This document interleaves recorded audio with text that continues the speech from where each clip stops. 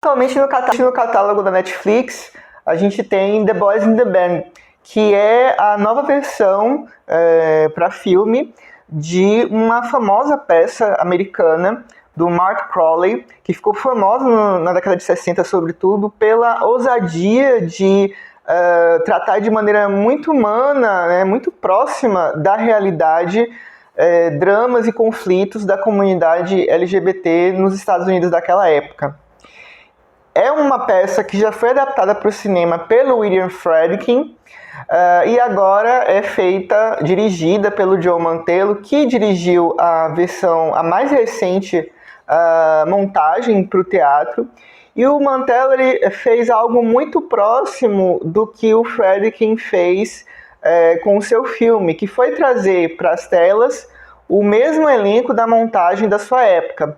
O Mantello traz para frente das câmeras o Jim Parsons, o Matt Bomer, o Zachary Quinto, todos os atores que participaram da recente montagem de The Boys in the Band. E é sobre essa versão de The Boys in the Band de 2020 que a gente vai falar no vídeo de hoje.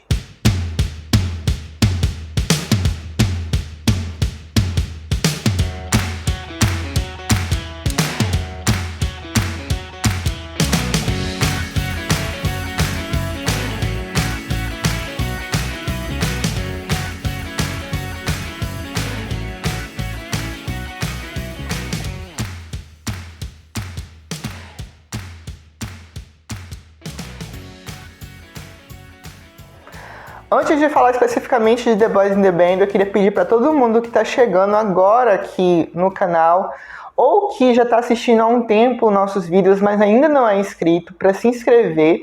É uma ação muito importante que ajuda a visibilidade orgânica aqui do nosso conteúdo, ajuda a gente a manter produzindo aqui no YouTube. Então se inscreva aqui no canal.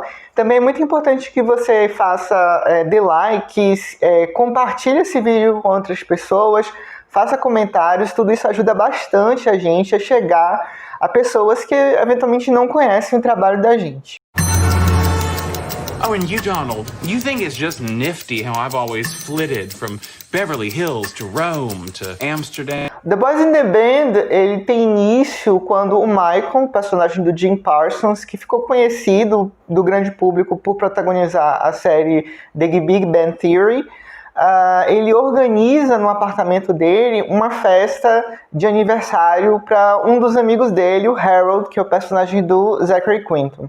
Enquanto ele está organizando essa festa e recebendo os convidados dele, ele recebe um telefonema de um amigo da universidade, um amigo hétero, que deseja encontrar o Michael no apartamento dele para desabafar, para contar alguma coisa que ele ainda não sabe muito bem. Parece que ele está com algum conflito familiar, algum conflito no casamento dele, e ele aceita receber esse amigo em casa enquanto ele está fazendo esse evento comemorativo para o Harold, o amigo dele.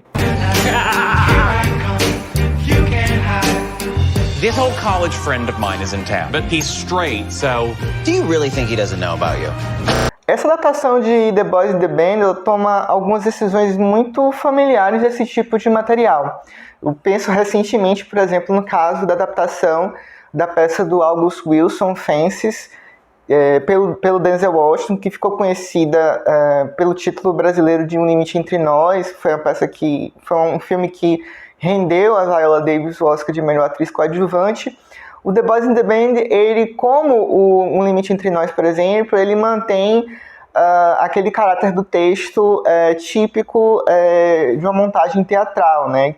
É um texto mais verborrágico, é um texto que preza pela ciência, até de uma certa artificialidade com a qual aqueles diálogos são montados, né, que chama a atenção para a maneira como a fala de cada personagem se encontra com a outra fala de um outro personagem, chama a atenção muito para a forma, para o estilo. É também um filme que acaba mantendo toda a sua ação, né, todos os acontecimentos daquela história centrados em um único ambiente, um único cenário, que especificamente é o apartamento do Michael, o personagem do Jim Parsons. We all have to call the one person we truly believe we have loved. My God, Michael, you're a charming host. Who makes the first call? Essa decisão, ao mesmo tempo que revela uma economia e uma objetividade muito grande, um intuito de chamar a atenção, de dizer que o que importa são as relações entre aquelas figuras e o que surge da relação deles, né, do confronto verbal daqueles personagens, acaba também trazendo aquela sensação de que os ânimos eles ficam mais exaltados quando você coloca todos em um ambiente fechado, como é o caso do apartamento, e obriga aqueles personagens a ficar a compartilhar aqueles espaços. Eles não têm nenhuma rota de fuga. Couldn't care less what people do as long as they don't do it in public. No, it's the delivery boy from the bakery. Ask him if he's got any hot cross buns. O que essa versão de The Boys and the Band também consegue manter do seu texto original é essa preocupação e esse êxito na maneira como eles dimensionam os conflitos e os dramas de homens gays na década de 60 e que acabam tendo eco em qualquer período. Então, questões como a homofobia da sociedade, as divergências dentro da própria comunidade, a cumplicidade e identificação que é construída coletivamente, e, sobretudo, a questão da dificuldade de autoaceitação vão ser temas que vão ser discutidos pelo filme nos seus diálogos de maneira muito inteligente, muito bem trabalhada, de maneira muito complexa. Your surprise.